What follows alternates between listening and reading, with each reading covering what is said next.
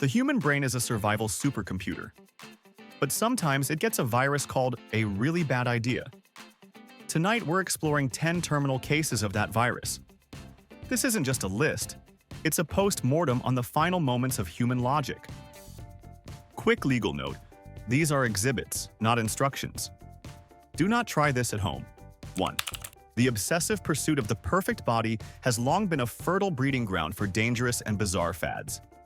In a chic, fashion-forward city in Italy, a woman named Sophia was locked in a desperate losing battle with her own self-image. She had tried every modern diet, from keto to paleo, and every trendy exercise regimen, from CrossFit to hot yoga. Yet the results were always agonizingly slow, a minor victory in a war she felt she was losing.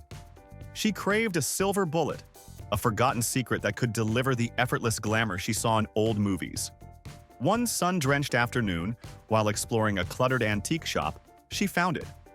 Tucked away in a dusty corner was a beautifully preserved box, containing a vintage set of slimming belts from the 1950s.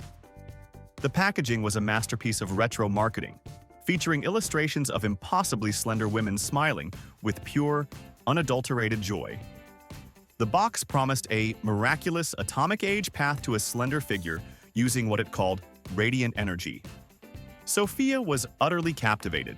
She saw not a piece of outdated junk, but a lost key to a more elegant time.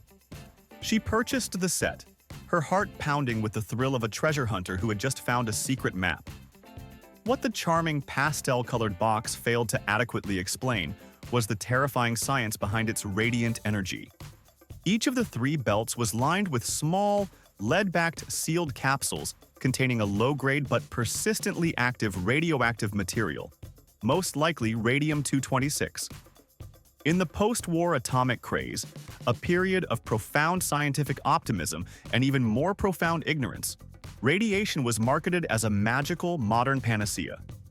It was put in everything from face creams to drinking water. The theory behind these belts was that the radioactive particles would gently melt fat away through a process of slow internal irradiation. Sophia, blinded by the promise of a quick fix and the allure of vintage charm, began her new regimen with religious devotion.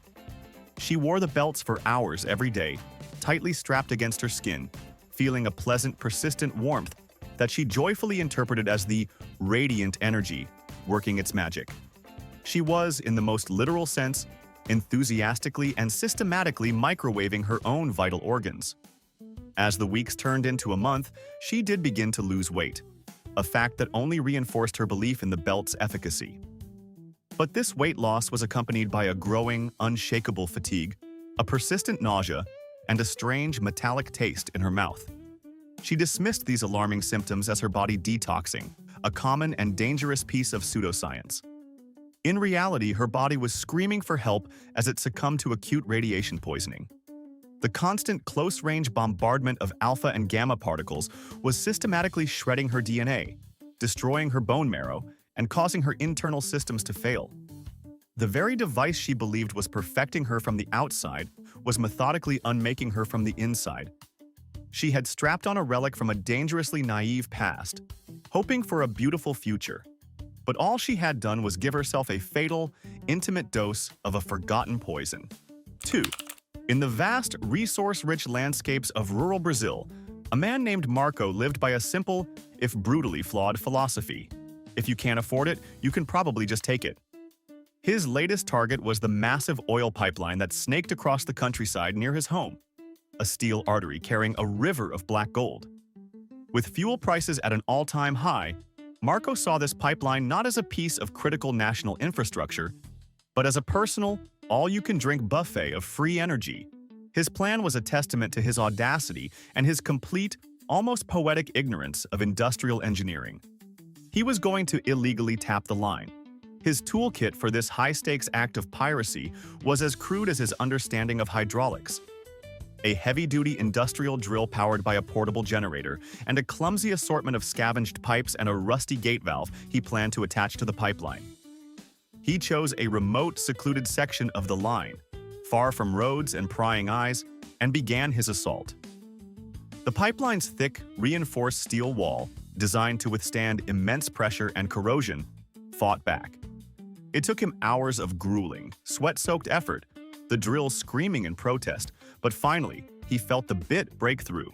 A tiny triumphant trickle of black, viscous crude oil seeped from the hole. He had done it. He was in. He imagined his victory, the endless supply of free fuel, the money he would save.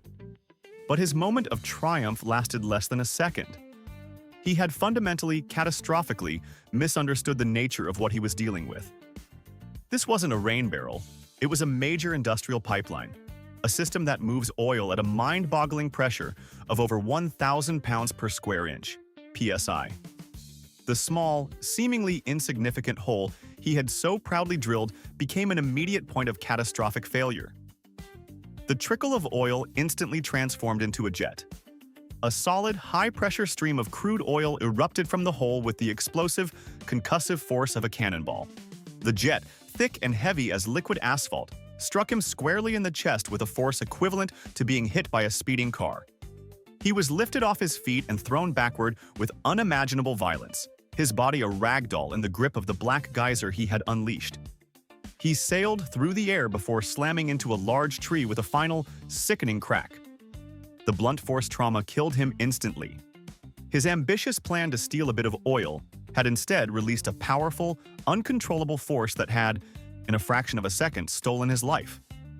The dark fountain of crude oil continued to gush high into the air, a gushing black monument to his greed and his fatal underestimation of the power he was trying to tame. 3. In the sun-drenched, often paradoxical world of online wellness influencers, an Australian guru named Freya was a rising star. She had built a significant and devoted following on a platform of radical dietary purity. Freya was a fruitarian, a fervent believer that the key to ultimate health, spiritual enlightenment, and ageless beauty was a diet consisting solely and exclusively of raw fruit. To her thousands of followers, she was a prophet, a glowing, ethereal being who had unlocked the secrets of nature. Her social media feed was a vibrant, curated tapestry of exotic fruit platters, rainbow-colored smoothies, and photos of her own increasingly gaunt frame, which she and her followers interpreted as the ultimate sign of detoxification and purity. She preached with absolute conviction that fruit was humanity's intended food, a perfect, self-contained nutritional package that rendered all other foods obsolete and toxic. For years, she lived by her own extreme doctrine. Her daily intake consisted of nothing but massive quantities of fruit, from bananas and melons to more exotic fare like durian and jackfruit.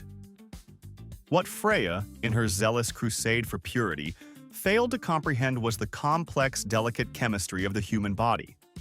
While fruits are undeniably rich in vitamins and fiber, they are also overwhelmingly composed of sugar, primarily fructose. By eliminating all sources of protein and fat, which are essential for metabolic regulation and insulin response, she was subjecting her body to a constant, relentless tsunami of sugar. Her pancreas was forced into a state of perpetual, high-stakes overdrive, desperately trying to produce enough insulin to manage the glycemic load. Over time, her body's exquisitely balanced systems began to break down under the relentless, sugary assault. She was, in the most literal sense, force-feeding herself into a state of severe, unmanaged diabetes. The end did not come as a gentle, spiritual transcendence. It was a violent, catastrophic metabolic collapse. Her body, starved of essential nutrients and completely overwhelmed by the sugar, entered a state of severe diabetic ketoacidosis, DKA. This is a life-threatening condition where, in the absence of effective insulin, the body begins to burn fat for fuel at a frantic, unsustainable rate. This process produces a flood of acidic compounds called ketones, which build up in the bloodstream, turning it toxic. Her body was, in effect, being pickled from the inside out by its own sweetness. The wellness guru who preached a gospel of vibrant health died from a condition directly caused by her own extreme, fatally flawed philosophy, a tragic and ironic testament to the fact that even the purest of foods can become a poison when balance is abandoned for belief. 4. The American Thanksgiving holiday is a time-honored tradition. a symphony of family, football, and culinary ambition. In a quiet Texas suburb, a man named Bill was determined to elevate his family's feast to a legendary new level. He was tired of the dry, oven-roasted turkey of years past. This year, he was going to deep fry it. He had been mesmerized by online videos showcasing the technique.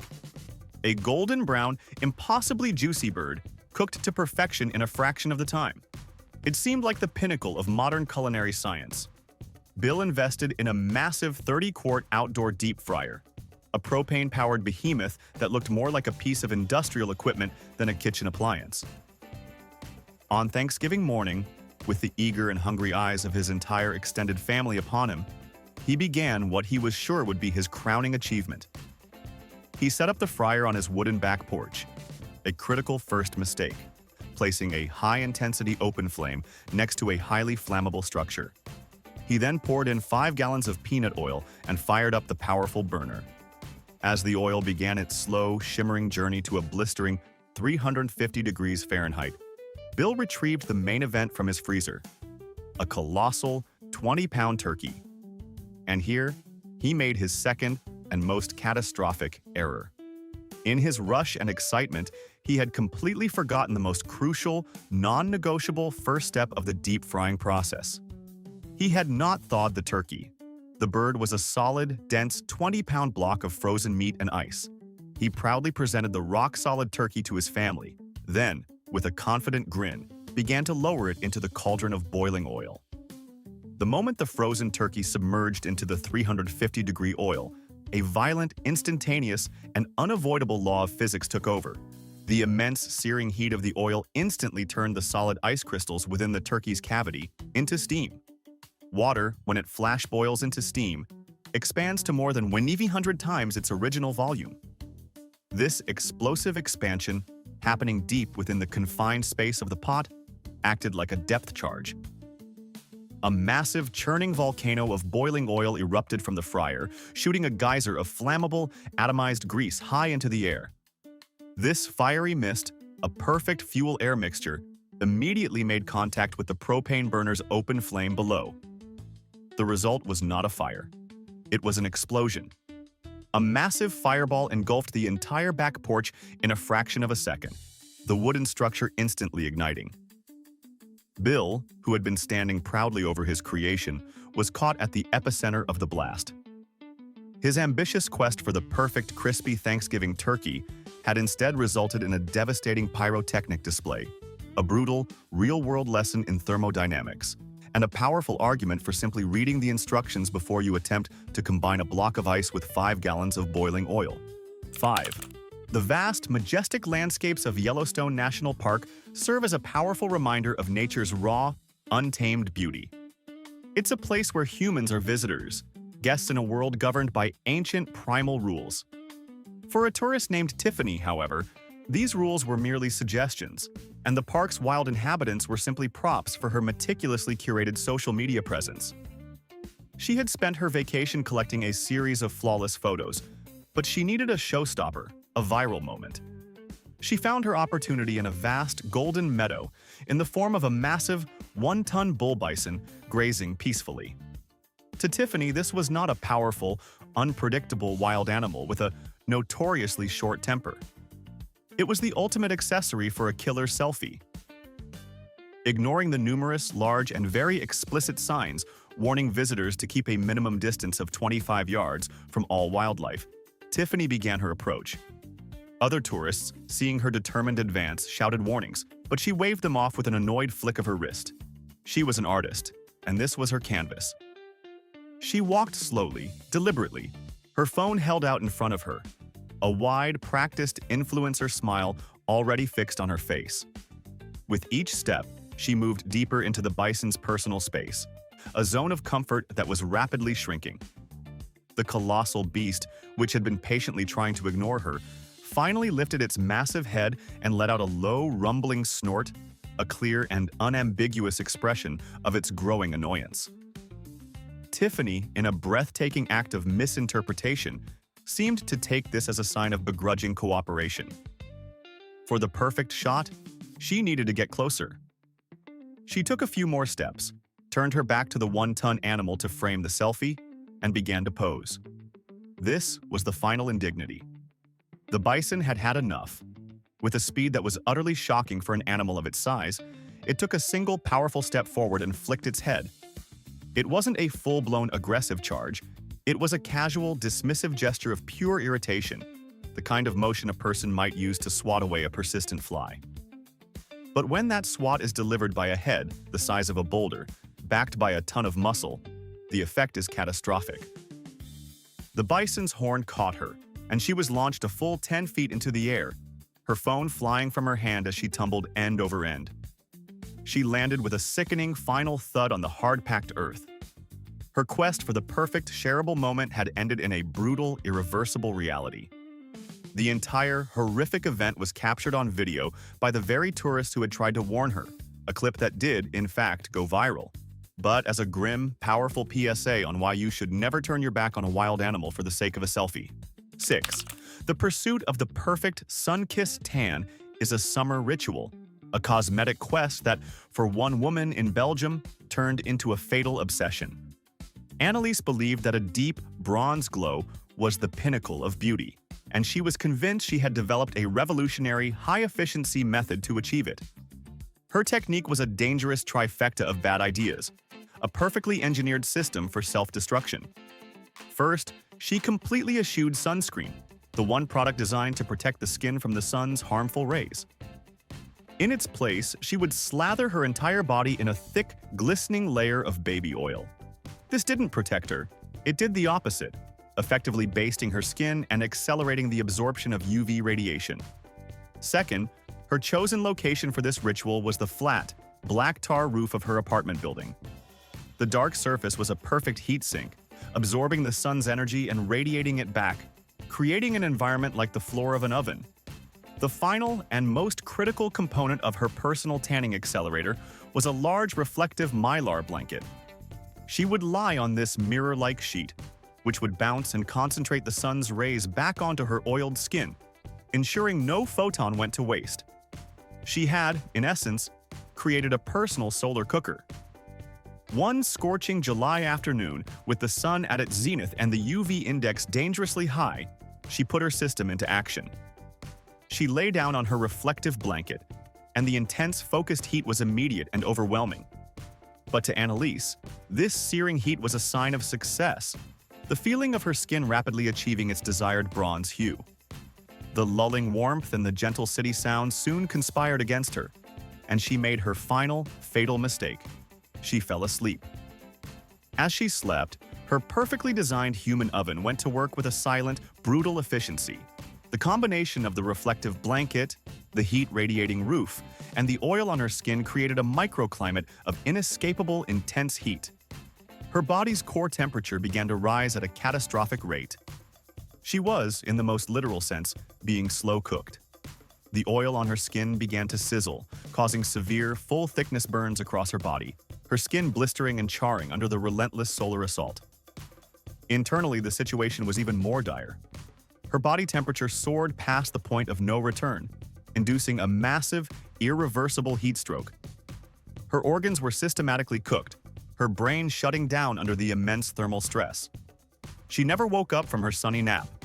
Her obsessive desire for a beautiful, golden tan had led her to create a perfectly engineered death machine, a fatal mistake that turned her quest for a sun-kissed glow into a final, tragic bake. 7. A long, hard day of work often inspires a deep yearning for a moment of peace, a quiet place to rest and recharge. For a warehouse worker in Brazil named Paulo, his sanctuary was his beloved hammock. At the end of his shift, he wanted nothing more than to string it up and enjoy a well-deserved siesta before heading home. The warehouse, with its high ceilings and vast open spaces, seemed like the perfect place. There were plenty of sturdy steel support beams overhead, the logical and safe choice for anchoring a hammock. But Paulo, in a moment of creative and fatally flawed problem-solving, saw a better, more convenient option. He decided against using the high, difficult-to-reach beams. Instead, his eyes fell upon two tall, neatly stacked pallets of concrete bags that stood about 15 feet apart. Each stack rose over 10 feet high, a towering, Jenga-like monument to potential energy, each bag weighing a solid 50 pounds. To Paulo, these two multi-ton stacks of concrete were not a precarious and unstable hazard. They were the perfect ready-made hammock stands.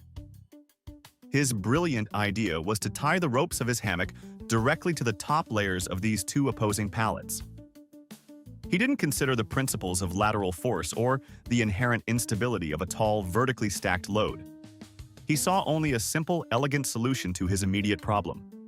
With a grunt of effort, he slung the ropes around the topmost bags of each stack, cinching them tight. The setup looked, to his untrained eye, perfectly secure. He then settled his full weight into the hammock, a contented sigh escaping his lips as he swung gently in his makeshift cradle. That gentle, swinging motion, the very purpose of a hammock, was the catalyst for disaster. His weight, pulling laterally on the top of the two independent stacks, caused one of them to shift just a fraction of an inch. A single bag was dislodged, then another. A slow, inexorable, domino-like collapse began. The shift in one stack created a chain reaction in the other. Before Paulo could even process what was happening, the gentle swinging of his hammock was replaced by the terrifying rumble of tons of shifting concrete. The towering pallets, their structural integrity completely compromised, gave way. A cascade of 50-pound bags of solid cement rained down from above, burying him in a man-made avalanche. His clever shortcut to relaxation had instead created a perfect, inescapable, multi-ton trap, a grim and dusty lesson in the difference between a support beam and a disaster waiting to happen. 8. Superstition can be a comforting thing, a way to feel a sense of control in a chaotic world. But when that superstition evolves into a feeling of absolute invincibility, it can become a one-way ticket to tragedy. In a bustling, traffic-choked city in China, a woman named May lived her life under the protection of what she believed was a powerful magical artifact, a small, intricately carved jade charm. It had been blessed by a monk, she claimed, and it made her completely invulnerable to all physical harm. This wasn't just a quaint belief. It was the central, guiding principle of her existence. She had come to trust the charm's power so completely that she had abandoned all forms of common sense and self-preservation. Her most dramatic demonstration of this unwavering faith was her daily routine of crossing the city's busiest, most dangerous intersections. She wouldn't wait for the walk signal. She wouldn't look both ways. She would simply step off the curb and into the roaring river of cars, buses, and scooters, a serene, confident smile on her face. To her horrified friends and family, it was a terrifying spectacle. To May, it was a constant affirmation of her magical protection. She would claim that fate, guided by the power of her jade charm, would protect her. For months, in a stunning display of pure, dumb luck, it seemed to work. Cars would screech to a halt just inches from her. Scooters would swerve violently to avoid her. Each near miss was, in her mind, further proof of her invulnerability. She wasn't lucky, she was charmed. One busy afternoon, her luck, which had been stretched to its absolute breaking point, finally snapped. She approached a particularly chaotic, multi-lane intersection, the traffic a blur of motion. Without a moment's hesitation, she stepped directly off the curb and into the path of a large, fully loaded city bus, whose driver was struggling to navigate the congested roadway. She didn't look. She didn't listen. She simply walked, her hand clutching the jade charm in her pocket, her faith absolute. The bus driver, seeing her step into his path at the last possible second, slammed on his brakes, the hiss of the air brakes, and the screech of tires on asphalt a sudden, violent sound. But a 20-ton vehicle does not stop on a dime. May looked up, her serene smile finally faltering as she was confronted with the massive, unyielding steel grille of the bus. In that final, horrifying moment, she learned a brutal and irreversible lesson in physics. Jade, for all its spiritual significance and beauty, is significantly softer and less powerful than several tons of moving steel. Her magical charm offered her no protection at all, proving that while fate may be a comforting concept, traffic is a very real and very unforgiving force. 9. The Global Positioning System, or GPS, is a modern marvel, a technological miracle that has made getting lost a thing of the past for most people. It is a wonderful and reliable servant. For a man in England named Robert, however, it was about to become a terrible and very literal master. Robert was driving at night in an unfamiliar coastal town, trying to find a seaside restaurant. He had dutifully plugged the address into his car's satellite navigation system, or sat-nav, and was now blindly following its calm, reassuring, digitally synthesized voice. "In 200 yards, turn right," the voice instructed. Robert, his eyes fixed on the road ahead, saw a right turn approaching and dutifully flicked his turn signal. The road was dark and it was raining lightly, the wipers of his car keeping a steady, hypnotic rhythm. He failed to notice the warning signs, slick with rain, that indicated the turn was not a road, but a public boat launch. A steep, algae-covered concrete ramp designed specifically to lead directly into the freezing, dark waters of the river. He was so focused on obeying the machine's command that he had stopped processing the visual information from the real world around him. He made the turn. The car's tires instantly lost traction on the slippery, steep decline, and the vehicle began to slide uncontrollably towards the water. For a moment, there was a sense of weightlessness, and then a violent, cold impact as the car plunged into the river. The vehicle, its nose heavy with the engine, immediately began to sink. The cold, dark water poured in through the vents, and the car's electrical system short-circuited with a fizz and a pop, plunging him into total darkness. Panic and cold, stark terror set in. As his car sank into the murky depths, a nearby fisherman heard his final, desperate, and utterly baffling screams, a cry not of terror, but of pure, indignant confusion. "But the sat-nav told me to turn here." He had followed his technology's instructions with such blind, unquestioning faith that even in his final moments he seemed to blame the machine for leading him astray, rather than himself for failing to look where he was going. He had abdicated his own common sense in favor of a digital command, a fatal mistake that turned a helpful tool into an electronic executioner. 10. In the lush, rolling hills of rural Brazil, a woman named Sophia had just completed her dream home. It was a modest but unique structure she had designed herself. To save money and embrace a more earth-integrated lifestyle, she had built her house directly into the side of a steep hill, with much of the structure being subterranean. The most distinctive feature was its roof, which was nearly level with the pasture on the hillside above. Instead of traditional shingles, she had used a simple and wholly inadequate corrugated tin roof, believing it would be sufficient. Sophia also had a neighbor, a cattle rancher, with whom she had a friendly, open pasture agreement. His herd of large, heavy zebu cattle was free to roam, and they often grazed on the grassy hill where her house was nestled. This idyllic pastoral scene, however, contained the seeds of a bizarre and tragic disaster. One lazy, warm afternoon, a particularly curious, one-ton cow wandered a bit further down the hill than usual. It ambled onto the flat, grassy patch that was, unbeknownst to it, the thin tin roof of Sophia's living room. The cow, simply doing what cows do, stood there for a moment, enjoying the view. But a corrugated tin roof, supported by a few wooden beams, is designed to keep out the rain, not to support the weight of a creature that is essentially a four-legged truck. With a sudden, terrifying groan of tortured metal and snapping wood, the roof gave way. The cow, with a look of bovine surprise, came crashing through, landing with a tremendous thud in the middle of Sophia's living room, where she was reportedly enjoying a quiet afternoon nap. The impact of a one-ton animal falling from a height of 10 feet was catastrophic. Sophia's dream of living in harmony with nature had come to a sudden, violent, and utterly surreal end, crushed by a cow that had literally dropped in for a visit. It was a fatal lesson in structural engineering, and a powerful argument that when you build your house into a hill, it's probably a good idea to invest in a very, very strong roof and maybe a fence. 1. You're on Lake Washington. Your jet ski battery is dead. You have a charger. What do you absolutely not do? This guy did it.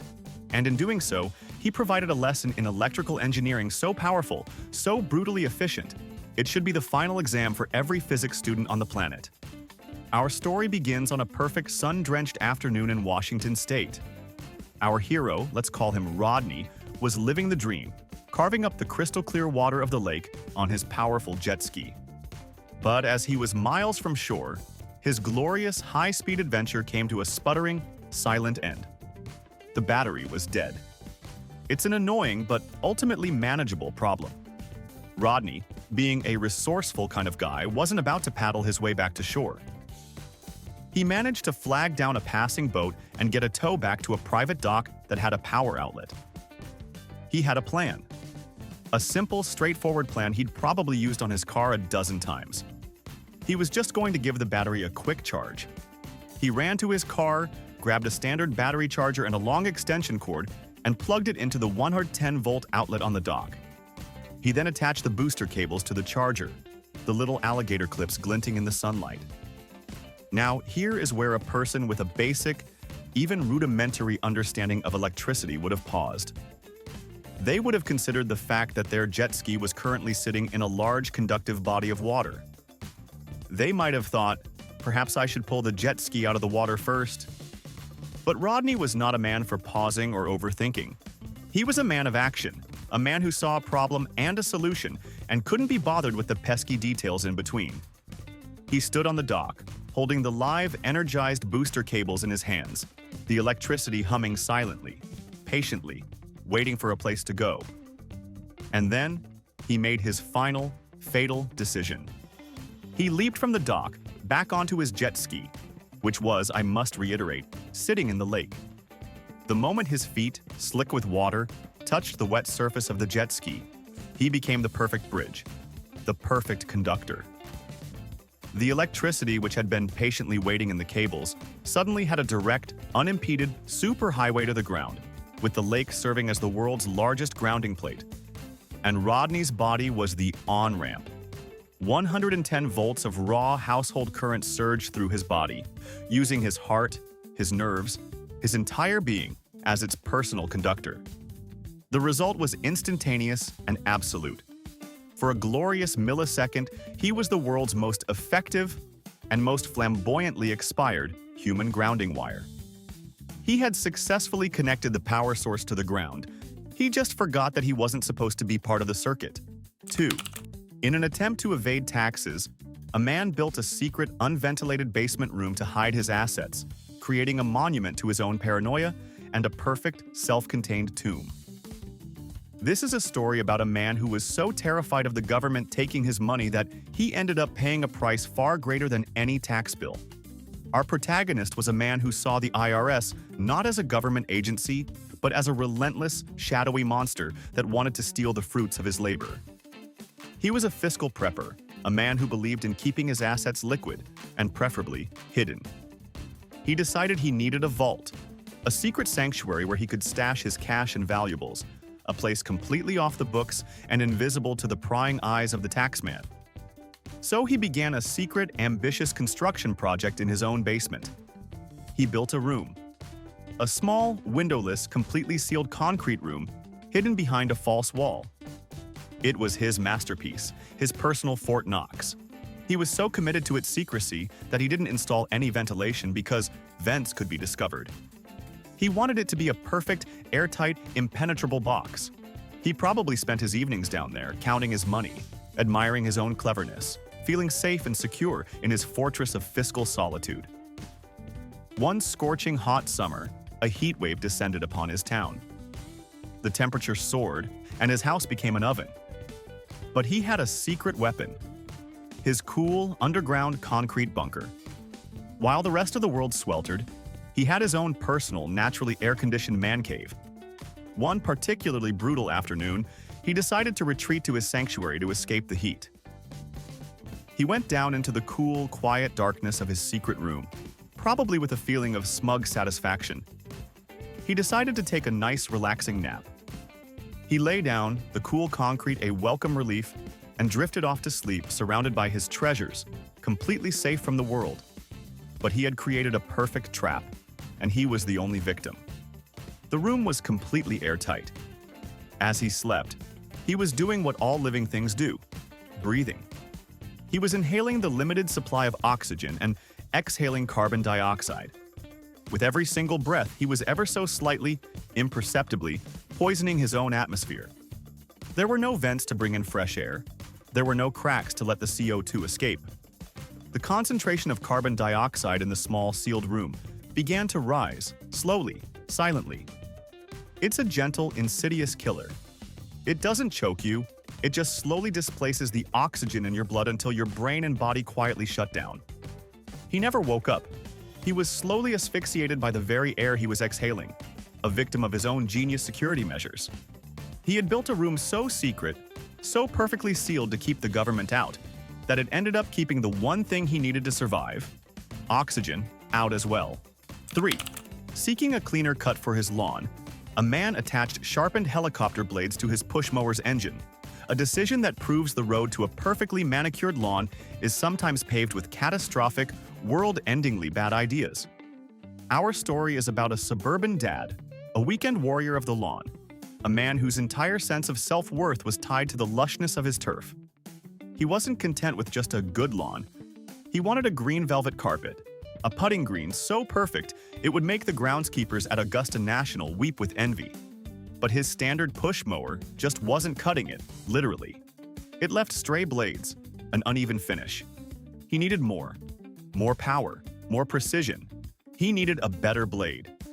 And as he sat in his garage staring at his trusty mower, a bolt of pure, unadulterated, testosterone-fueled genius struck him. He didn't just need a sharper blade, he needed a helicopter blade. He had somehow acquired a set of smaller, sharpened rotor blades, perhaps from a surplus store or a very questionable online auction. To him, they weren't just pieces of aviation equipment. They were the key to lawn care perfection. He spent an entire weekend on his project, a suburban Dr. Frankenstein creating his monster. He removed the mower's dull, safe, factory-standard blade. He then, with a great deal of effort and a complete disregard for the laws of physics and engineering, managed to rig the heavy, aerodynamic helicopter blades to his mower's small, underpowered engine.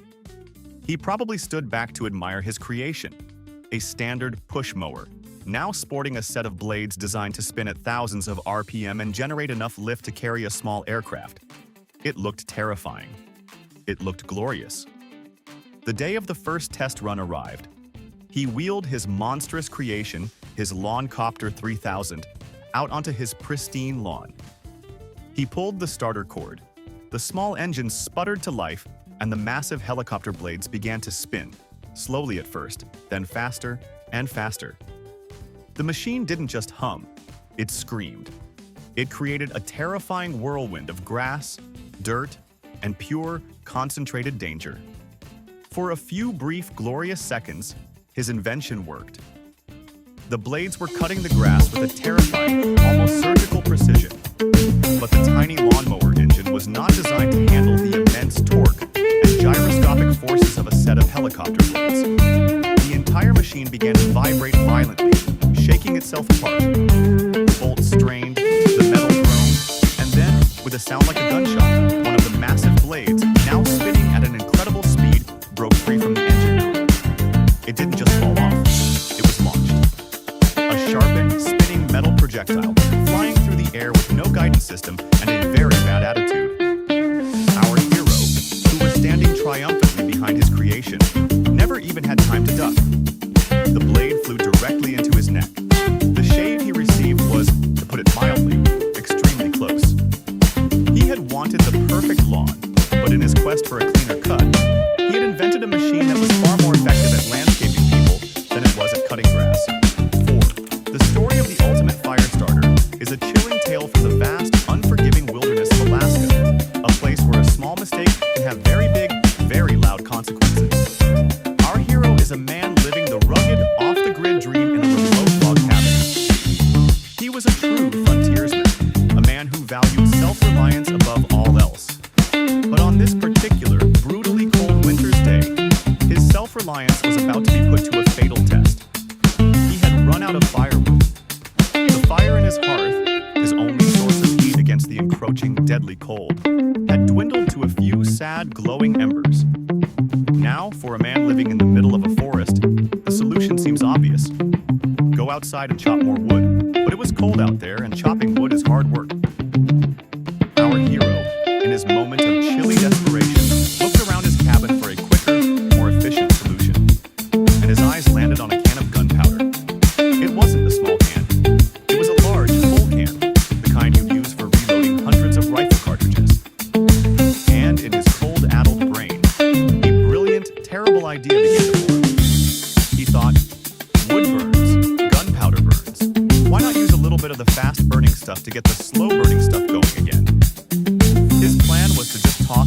pinch of gunpowder onto the embers to liven them up. But as he stood there, the can in his hand, his impatience got the better of him. A little pinch? He probably thought, why not the whole can? He decided he would just toss the entire can of gunpowder directly into the fireplace. In his mind, this would create a big, satisfying whoosh that would instantly reignite his logs and fill the cabin with glorious, life-giving heat. He popped the lid off the can, walked over to the hearth, and with a confident flick of the wrist, he tossed the entire contents onto the glowing embers. What he failed to understand is that gunpowder, especially in a large, uncontained pile, does not whoosh. It detonates. The instant the black powder hit the embers, it ignited in a massive, instantaneous, and catastrophically powerful explosion. The confined space of the fireplace acted like the chamber of a cannon, directing the entire force of the blast outwards into the small enclosed space of the log cabin. The cabin, which he had so lovingly built with his own two hands, was instantly obliterated, blown apart in a shower of splintered logs and shattered glass. And our hero, standing directly at the epicenter of his own brilliant idea, was an integral part of that explosion. He had wanted to get his fire going again, but instead, he had succeeded in turning his entire home and himself into a giant one-time-use firecracker.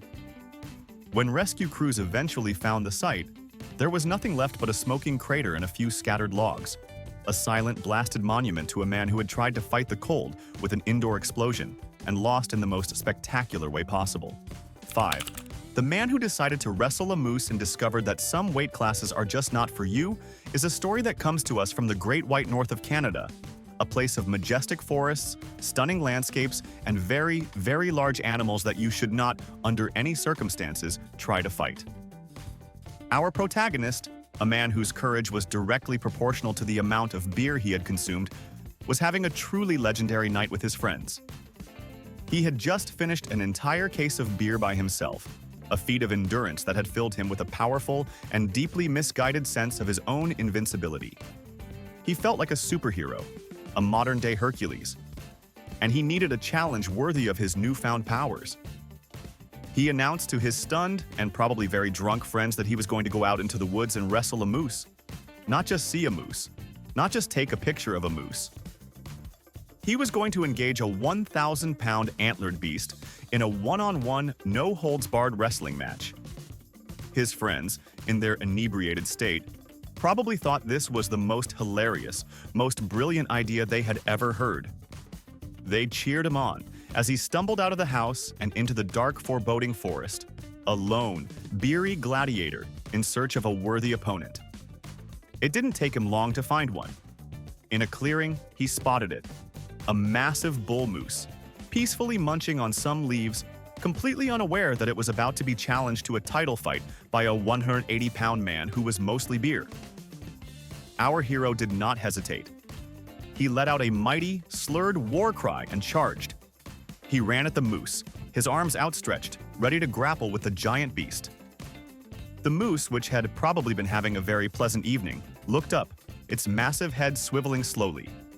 It saw the small, loud, wobbly creature running towards it and probably experienced a brief moment of pure, bovine confusion. This was not a predator. This was not a rival. This was an idiot. The moose did not run. It did not charge back. It just stood its ground, waiting patiently. As our hero got within range, ready to execute his legendary takedown, the moose, with the kind of lazy, effortless power that only a 1,000-pound animal possesses, performed a single, decisive action. It kicked. It was a simple, short, rear leg kick, the kind it might use to swat away a fly. But when that kick is delivered by an animal that weighs half a ton, it carries the force of a small car. The kick connected squarely with our hero's chest. His brief, glorious, and entirely one-sided wrestling career was over. He had charged at a force of nature, filled with the confidence that only a case of beer can provide, and nature, in the form of a very large, very unimpressed moose, had responded with a single, final, and irrefutable no. His friends found him later, a quiet, motionless testament to the fact that some animals are best left admired from a very, very safe and very, very sober distance. 6. The winery worker who wanted to surf the grape wave and ended up in a very bold vintage is a story that proves that even in the most beautiful, idyllic settings, a little bit of alcohol and a lot of peer pressure can create a truly tragic cocktail. Our story unfolds at a large, picturesque winery during the peak of the harvest season.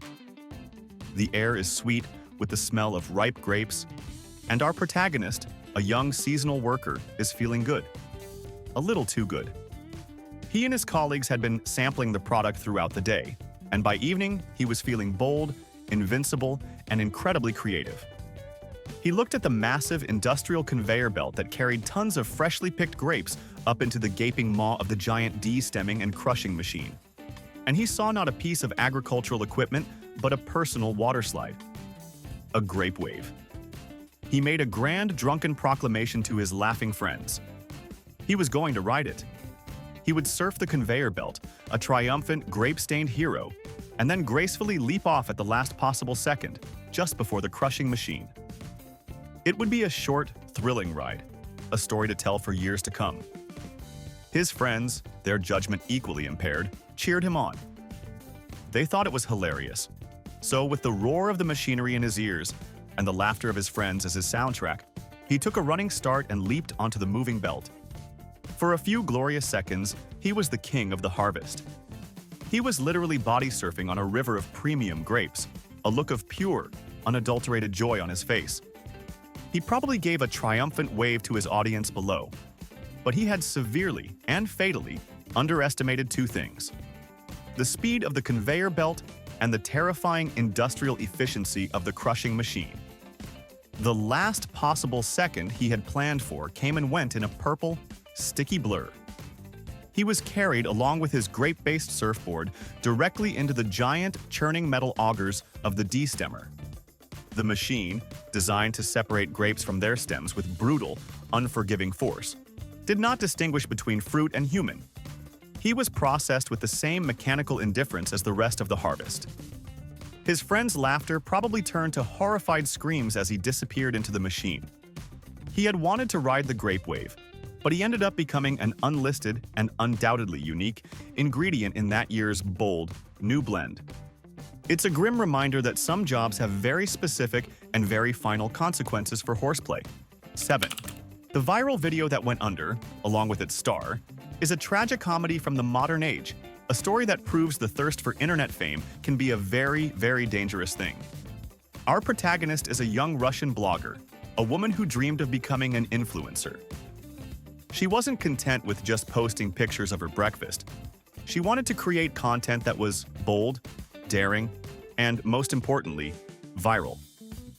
On a bitterly cold winter's day, she found what she believed was her ticket to stardom: a vast frozen river. Her idea was a beautiful, romantic, and catastrophically flawed piece of performance art. She was going to prove the strength and beauty of the river ice by carving a giant, perfect heart into its surface. With a chainsaw, while standing in the middle of it, she set up her camera on a tripod on the riverbank, hit the record button, and strode confidently out onto the ice, her powerful chainsaw in hand.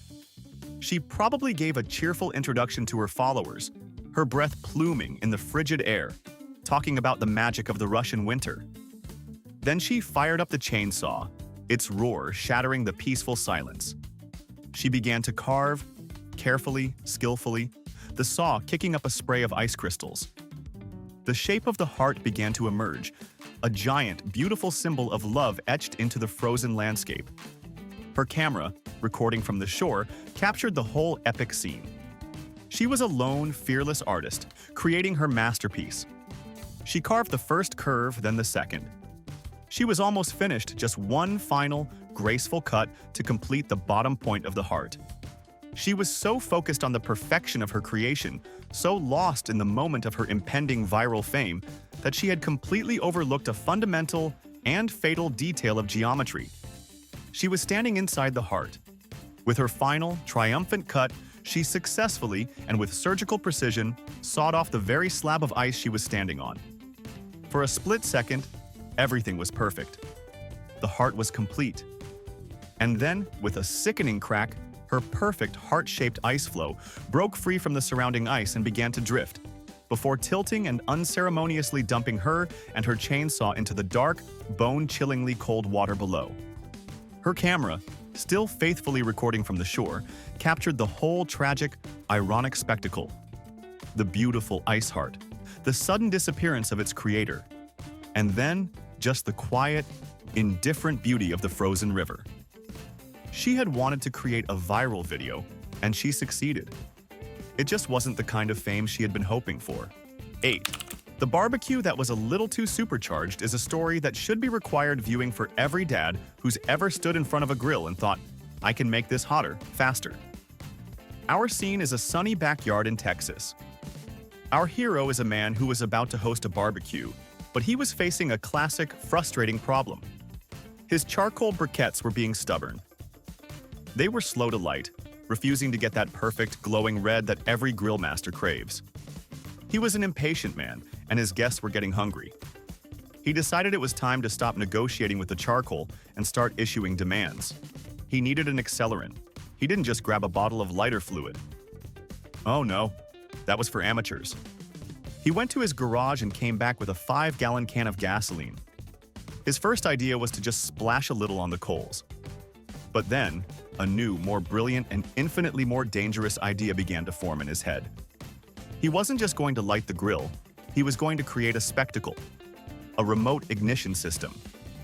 He poured a generous amount of gasoline directly onto the charcoal. Then, he created a long, winding trail of gasoline from the grill, across his patio, and back to a safe distance, where he stood, holding the now mostly empty 5-gallon can in his hands. His plan was to light the end of the trail, creating a cool, Mission Impossible style fuse that would race across the patio and ignite the grill with a satisfying whoomph. He probably felt like a pyrotechnic genius. But he had made a critical and fatal error. He had completely forgotten about gasoline's most famous and most dangerous quality, its fumes. The air between him and the grill was now a thick, invisible, highly flammable cloud. He stood there, at what he believed was a safe distance, holding the open can of gasoline, and struck a match. The instant the tiny flame sparked to life, the entire vapor trail didn't just light, it detonated.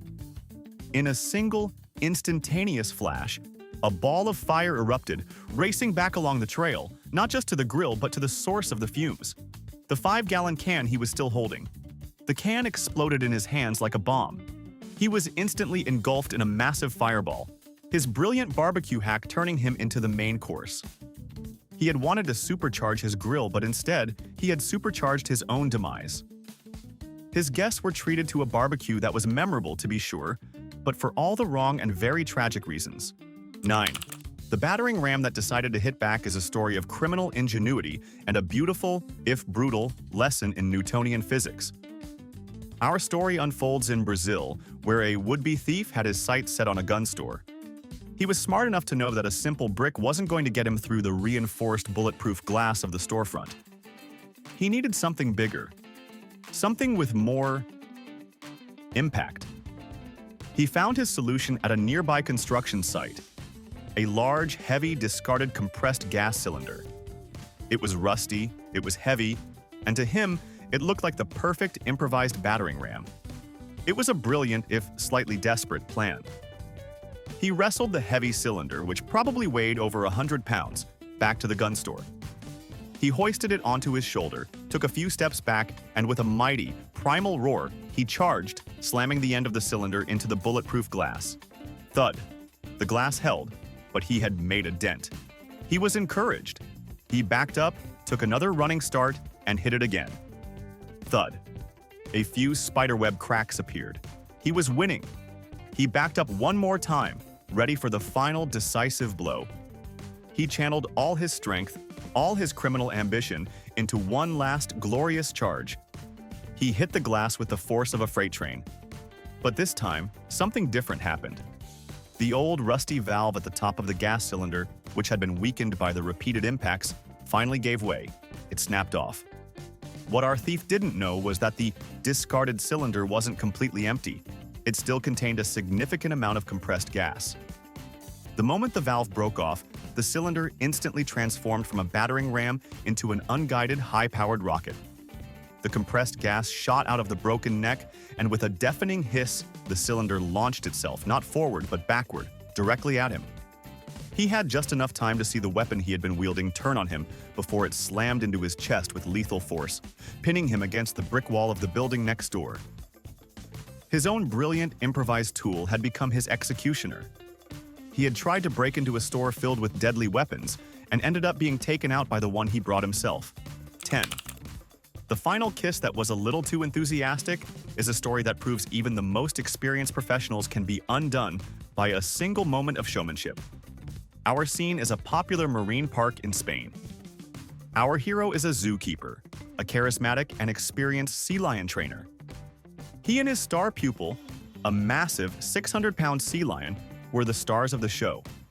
He loved the applause, he loved the crowd, and he was known for adding a little extra flair to his routines. On this day, he decided he was going to give the audience a finale they would never, ever forget. He deviated from the script. For the grand, show-stopping trick, he took a large fish, the sea lion's reward, and placed it in his own mouth with its tail hanging out. He then knelt down at the very edge of the pool, leaned his head forward, and invited the massive, powerful animal to kiss him and take the fish. He probably imagined a gentle, almost tender moment, a beautiful display of the special bond he shared with this giant creature, all set to the soaring, inspirational music. The crowd leaned in, their cameras ready. The sea lion, in the water below, saw the fish. It did not see a kiss.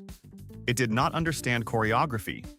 It saw a delicious, shiny mackerel, and its powerful primal instincts took over completely.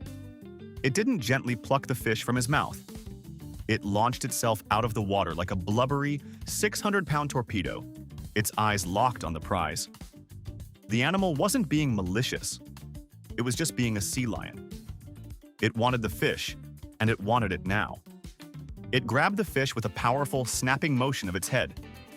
But the force of this lunge was immense. The powerful jerk on the fish, which was still clenched in the trainer's teeth, whipped his head forward with incredible violence, slamming it directly into the hard concrete edge of the pool.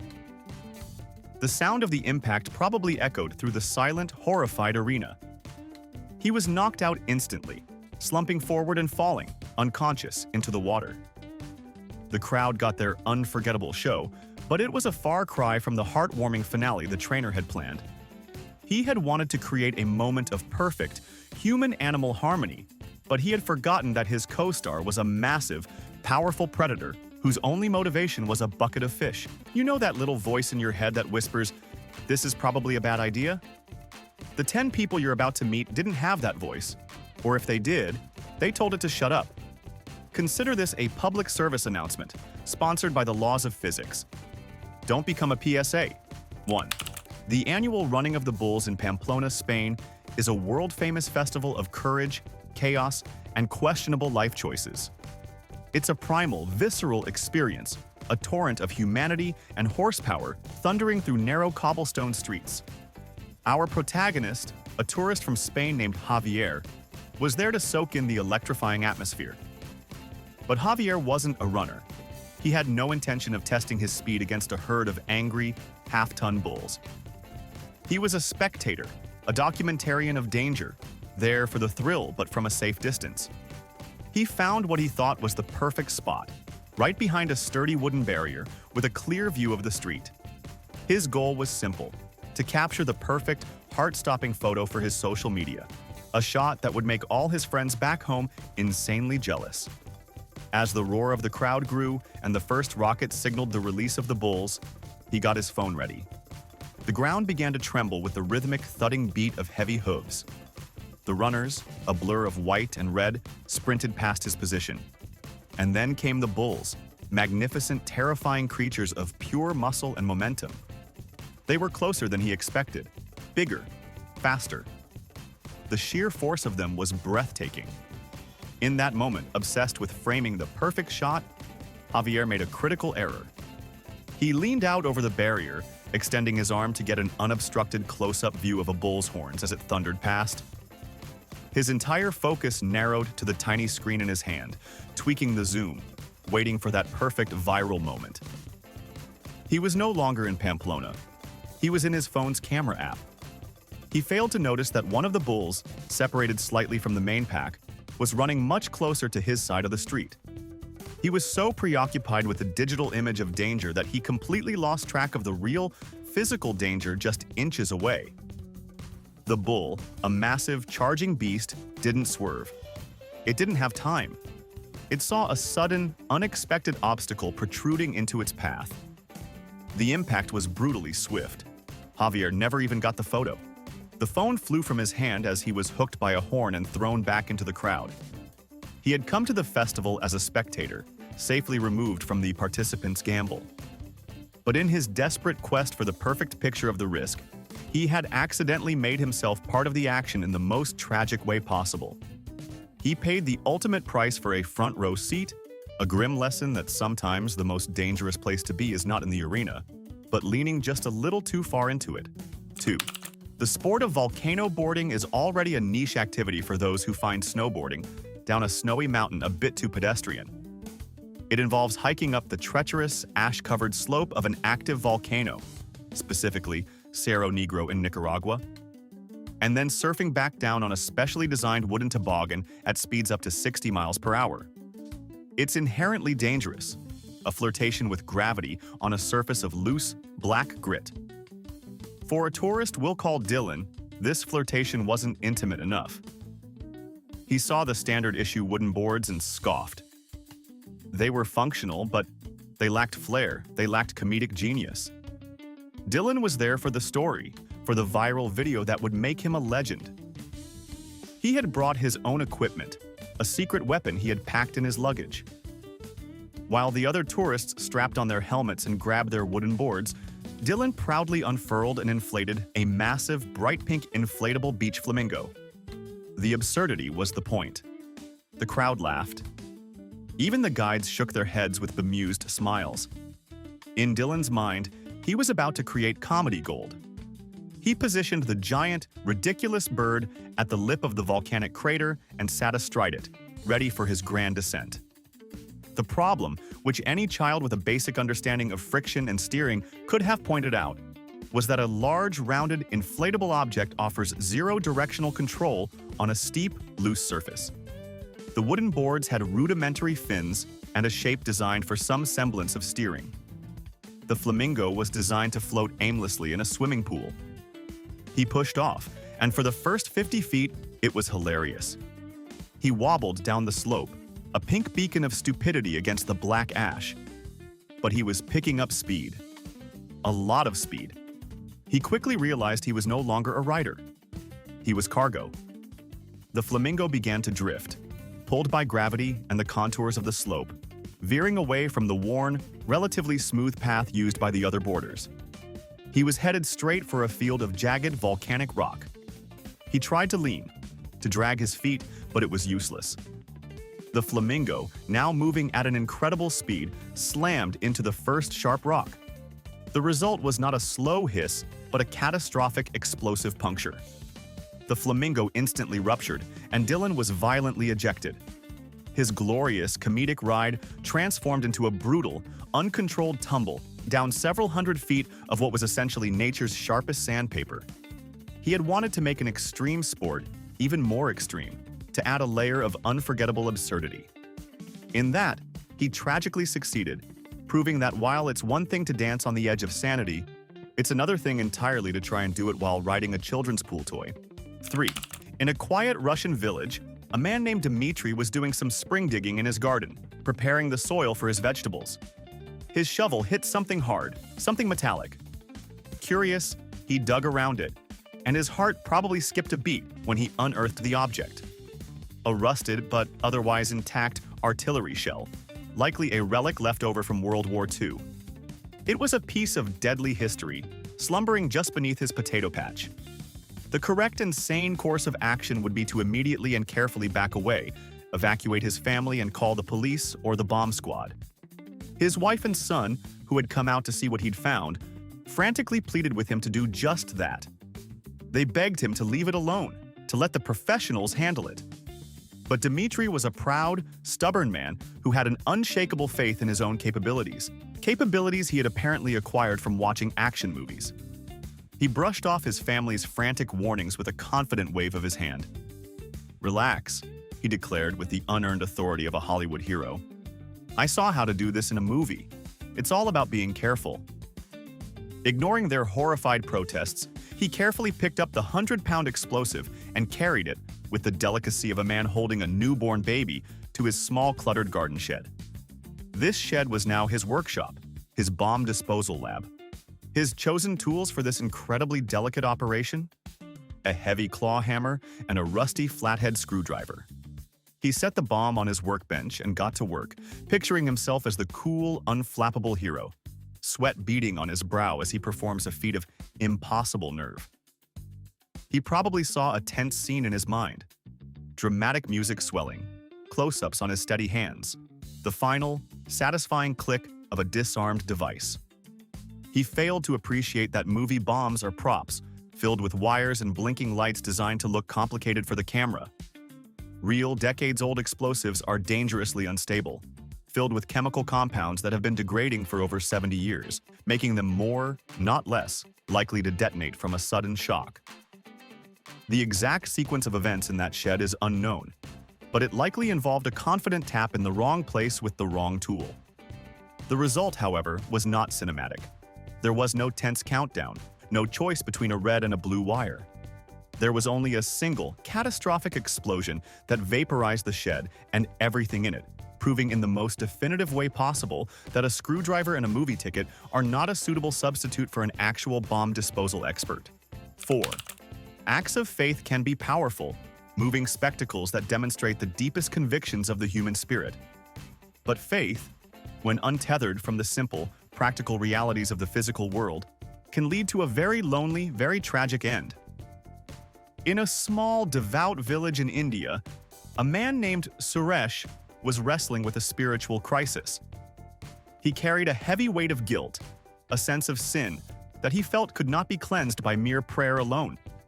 He became convinced that he was being called by a higher power to perform an act of ultimate, unquestioning devotion, a physical sacrifice that would mirror the holiest of martyrdoms. His obsession became the crucifixion. This wasn't a symbolic gesture for him. His plan was to literally nail himself to a cross to prove the depths of his faith, and, he hoped, to receive divine absolution. He spent weeks in near-total seclusion, preparing for his final act. He constructed a large, crude wooden cross from old timbers, his hands growing calloused from the work. He acquired a heavy hammer and a handful of large, rustic iron nails, viewing them not as tools but as sacred instruments for his salvation. On the day he had chosen, under the oppressive heat of the midday sun, he dragged the cross to a secluded clearing, far from the prying eyes of the village. He leaned the heavy structure against a large banyan tree, took a deep breath, and began his ordeal. He laid his left hand flat against the rough wood, took a nail in his right, and with a surge of adrenaline and fervent prayer, began to hammer. The pain was immediate, white-hot and blinding, but in his ecstatic state, he welcomed it as a holy purification. After several agonizing blows, the nail was driven home, pinning his hand firmly to the cross. He hung there for a moment, gasping, a strange mix of agony and triumph washing over him. Blood flowed freely from the wound, but he saw it as a righteous offering. It was in this state, pinned to his creation, that the cold, stark reality of his logistical failure crashed down upon him. He looked at his free right hand, then at the hammer lying on the ground just out of reach. He looked at the remaining nails, and he realized, with a dawning horror that eclipsed his spiritual fervor, that with one hand securely fastened to the cross, he had absolutely no physical way to nail the other one down. The grand, divine sacrifice he had envisioned was a two-person job. He was utterly, completely stuck. The project management of his own salvation had a fatal flaw. Panic began its icy creep, replacing piety. He tried to pull his hand free, but the nail held fast, sending fresh waves of agony through his arm. He was too far from anyone to cry for help. His act of ultimate faith had transformed into a slow, lonely death sentence. A victim not of religious persecution, but of a catastrophic failure in basic planning. He had been so consumed with the spiritual significance of his goal that he never stopped to consider the simple, mechanical steps required to achieve it, a grim testament to the fact that even the most divine plans require a bit of practical foresight. 5. Inside the warm, humming, and fragrant heart of a massive commercial bakery, Jean-Pierre was a man at war with modernity. He was a baker, but in his soul, he was an artist, a militant traditionalist who had the misfortune of working with a stainless steel spiral mixer the size of a small car. This machine was a titan of efficiency, capable of kneading a half-ton of dough with a cold, relentless precision that Jean-Pierre found deeply offensive. He would often complain to anyone who would listen that the mixer lacked soul, that its process was an insult to the sacred, hands-on art of bread making. He truly believed that the secret to the perfect loaf, the pain to perfection, lay in a final, crucial, human touch. He had developed a secret, almost mystical folding technique that, he claimed, had to be performed at a specific moment in the mixing cycle to properly align the gluten strands. To accomplish this, he had a ritual that was as dangerous as it was forbidden. While the giant mixer was in full motion, its massive spiral hook churning through a mountain of sticky dough, Jean-Pierre would climb onto the wide, flour-dusted rim of the vat. Balancing like a tightrope walker, he would peer into the swirling vortex below, waiting for the perfect moment. Then, with the focused intensity of a surgeon, he would lean far over and plunge his arms into the moving dough to perform his sacred fold. His manager had screamed at him, his co-workers had pleaded with him. But Jean-Pierre saw himself as the last guardian of true baking, and he would not compromise his art for the sake of mere safety protocols. On one particularly busy morning, he began his ritual. The mixer was churning its first batch, and the air was thick with the sweet smell of yeast. He scaled the machine, his worn leather shoes finding their usual spots on the steel rim. But a small, unseen patch of oil from the machine's gears had seeped out, hidden under a fine dusting of flour, creating a treacherous, invisible slick. As Jean-Pierre leaned in, preparing to bestow his human touch upon the dough, his footing gave way. It wasn't a dramatic slip, just a quiet betrayal by the ground beneath him. He flailed for a moment, a silent ballet of panic, before toppling headfirst into the vat. The giant mixer, with the torquey to stop a truck, did not register the new ingredient. It was indifferent to his artistic spirit, to his passion, to the muffled sounds of his struggle. It continued its programmed cycle, and the spiral hook, a chrome arm of immense power, did not distinguish between dough and devotee. The machine was eventually shut down, but Jean-Pierre's quest for perfection had met its end. He had wanted to add his soul to the bread. Instead, the machine kneaded his entire being into the batch, a grotesque and final proof that when art and industry collide, the machine usually wins. 6. There's a special kind of thrill that comes with the purchase of a new powerful tool, a feeling of raw potential humming in your hands. Dave had just brought home his new baby, a gleaming 20-inch, 50cc gas-powered chainsaw. It was a beast, and he was in love. He unboxed it with a reverence usually reserved for sacred artifacts, admiring its aggressive teeth and powerful engine. He filled it with fuel, the sharp smell of the two-stroke mixture a perfume of imminent destruction. He was overcome with a primal, irresistible urge to test it, to hear its roar and feel its bite. Standing in his front yard, the chainsaw idling with a menacing growl, he scanned his property for a worthy first sacrifice.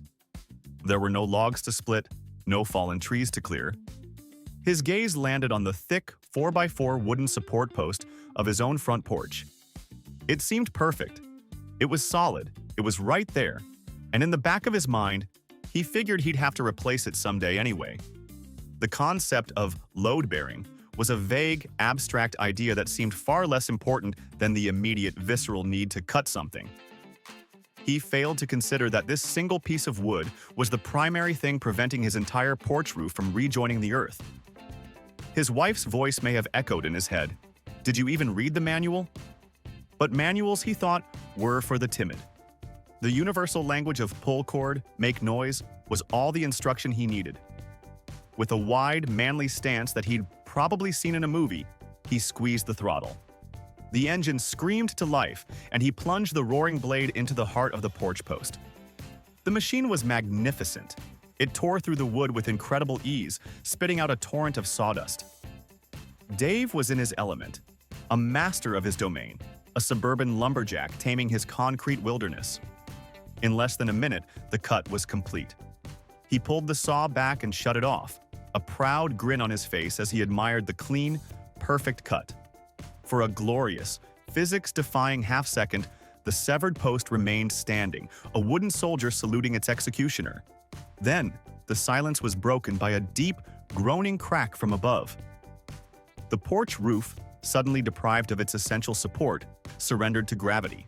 The entire structure, shingles, rafters, and siding, came crashing down in a chaotic, crushing heap, burying Dave in the wreckage of his own creation. He had set out to test the power of his new tool, and in that, he was spectacularly successful. He also provided a fatal, hands-on demonstration of basic structural engineering, turning his first triumphant test cut into his final, catastrophic act of home improvement. 7. The modern office is a carefully curated ecosystem of beige carpets, fluorescent lighting, and the low, monotonous hum of productivity. For a German office worker named Klaus, it was also a place of crushing boredom. His days were a repeating loop of spreadsheets, emails, and the soul-destroying sound of the copy machine. One afternoon, while tasked with the mind-numbing job of spring cleaning the supply closet, he stumbled upon a can of compressed air. It was one of those cans used for cleaning keyboards, its label covered in more warning pictograms than a shipment of hazardous waste. Klaus, in a moment of profound, soul-crushing ennui, saw not a cleaning tool, but an opportunity for a brief, thrilling moment of chaos. His target was the office's industrial paper shredder, a hulking beast of a machine that could turn phone books into confetti. He had a thought, a truly terrible, catastrophically bad idea that could only be born from a mind desperate for any form of stimulation. He wondered, what would happen if I put this can in the shredder? A sane person would dismiss this thought immediately. But Klaus was not operating from a place of sanity. He was operating from a place of extreme occupational boredom. He decided to find out. He switched on the shredder, its powerful gears beginning to spin with a menacing growl. He looked at the can of compressed air, a highly pressurized container filled with flammable propellant, and then at the powerful crushing mechanism designed to destroy solid objects. Ignoring every instinct for self-preservation, he tossed the can into the shredder's feed slot. The machine didn't hesitate. The powerful steel teeth grabbed the thin aluminum can and instantly punctured it. The result was not the amusing pop and hiss that Klaus might have imagined. It was a violent, instantaneous, and catastrophic explosion. The compressed, flammable gas ignited as the can was torn apart, and the industrial shredder, a machine made of heavy, solid steel, transformed into a shrapnel grenade. The force of the blast tore the machine's housing apart, sending jagged pieces of metal flying in every direction at bullet-like speeds. Klaus, standing directly in front of his experiment, bore the full brunt of the explosion. His mundane office, a place he considered a prison of boredom, had, for a fraction of a second, become a war zone. And he was its only casualty. His co-workers came running to the sound of the explosion, finding a scene of carnage and destruction that was completely incongruous with their quiet, orderly workplace. Klaus's quest to cure his boredom had succeeded in the most permanent way imaginable, a grim reminder that even the most soul-crushing office job is still preferable to being on the receiving end of a DIY fragmentation bomb. 8. The allure of buried treasure is a powerful force, a siren song that has called to adventurers for centuries. For a man named Arthur, an amateur treasure hunter with a brand new metal detector, this call was deafening. He spent his weekends combing the beaches of England, which were famous for ancient shipwrecks, dreaming of gold doubloons and lost pirate chests. One blustery Saturday, his dream seemed to come true. His metal detector let out a loud, promising squeal over a patch of wet sand. His heart hammered in his chest. This was it. This was the big one. He began to dig frantically with his small shovel, his excitement growing with every scoop of sand. A few feet down, he hit something hard and metallic. He carefully brushed the sand away to reveal a heavily corroded, cylindrical object, about the size of a small keg. It was covered in barnacles and rust, a clear sign of its long submersion in the sea. In Arthur's treasure-addled mind, There was only one possible explanation. It was a lockbox, a treasure chest from an old galleon filled with unimaginable riches. He was overcome with a feverish excitement. He tried to pry it open, but the corrosion had sealed it shut. He needed more force. He looked around and found a large, heavy rock, the perfect tool for his delicate archaeological work. Ignoring the small, nagging voice in the back of his head that suggested caution, he raised the rock high above his head. He was about to smash his way to fortune. What Arthur failed to recognize, due to his blinding optimism and a complete lack of military ordnance knowledge, was that the object he had unearthed was not a treasure chest. It was a naval anti-personnel mine from World War II, a deadly remnant of a long-forgotten conflict, its trigger mechanism still dangerously intact after decades of silent waiting beneath the waves. The lockbox was, in fact, a pressure-sensitive explosive device designed to detonate on impact. As Arthur brought the heavy rock down with a triumphant grunt, he provided the exact type of blunt force trauma the mine had been patiently waiting for since the 1940s. The resulting explosion was massive, a deafening roar that echoed for miles down the coastline. Arthur didn't find the gold and jewels he was dreaming of. Instead, he found a sudden, violent, and very permanent end to his treasure-hunting career. In his eagerness to uncover the secrets of the past, he had become a part of its destructive legacy, a final, tragic victim of a war that had ended long before he was born. 9. There are certain fundamental rules of household safety that are so well known, they've become cliches. Don't run with scissors. Look both ways before crossing the street. And, perhaps most famously in the kitchen, never ever throw water on a grease fire. For a man named Frank, this last rule was apparently not part of his general knowledge. One evening, Frank was in his kitchen, deep-frying some chicken for dinner. He got distracted by a phone call, and in the few minutes he was turned away, the oil in the pan overheated and ignited. He turned back to see a terrifying column of flames shooting up from his stove, threatening to set his cabinets on fire. Panic took over. All rational thought fled his mind, replaced by a single, primal instinct. Fire is hot, water is wet, therefore water puts out fire. It's a simple, and in this case, fatally flawed, piece of logic. He completely forgot, or perhaps never learned, the basic chemistry that makes a grease fire so uniquely dangerous. Instead of smothering the flames with a lid or using a fire extinguisher, he did the one thing you are explicitly told not to do.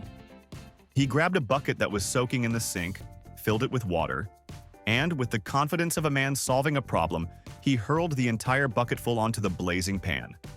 The result was not a gentle sizzle, but a spectacular and instantaneous chemical reaction known as a boil-over. The water, being denser than the oil, sank to the bottom of the hot pan and instantly vaporized into steam.